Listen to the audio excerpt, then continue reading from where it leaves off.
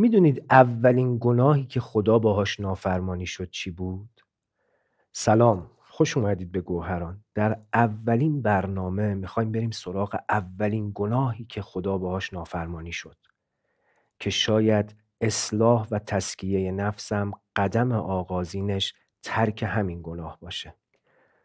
امام زین العابدین علیه السلام فرمودن فاول ما عصی الله به الکبر، معصیت و ابلیس. اولین چیزی که خدا باهاش نافرمانی شد خود بزرگ بینی بود که گناه ابلیسه. حین ابا و استکبر و کان من الکافرین، همان موقعی که سرپیچی کرد و استکبار ورزید و از کافران شد. امیرالمومنین علیه السلام در نهج البلاغه فرمودند که فاعتبروا بما کان من فعل الله به ابلیس، عبرت بگیرید از اون کاری که خدا با ابلیس کرد.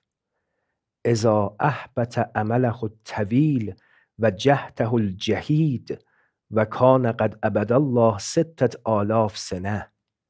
اون موقعی که خداوند حبط کرد، بی اثر کرد، باطل کرد عمل طولانی، یعنی اعمال و عبادات طولانی که انجام داد و کوشش سرسختی که انجام داد و او 6000 سال خدا رو عبادت کرده بود.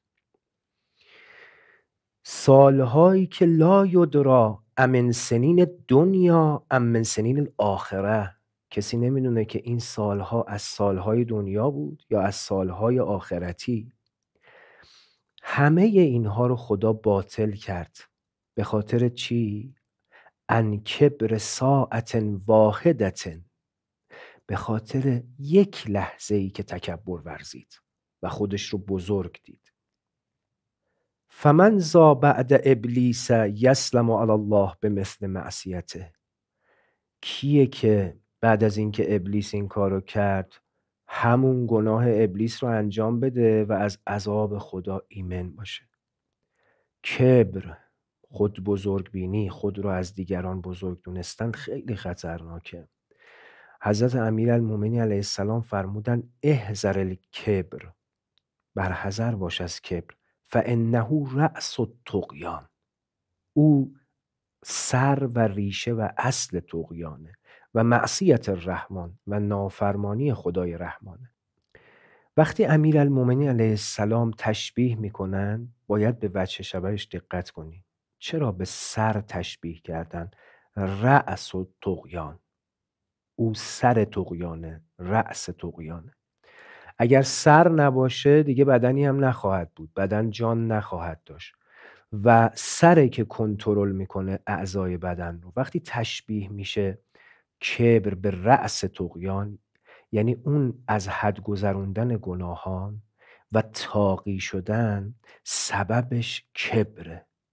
اگر کبر رو از خودت دور بکنی طغیانی نخواهد بود دیگه.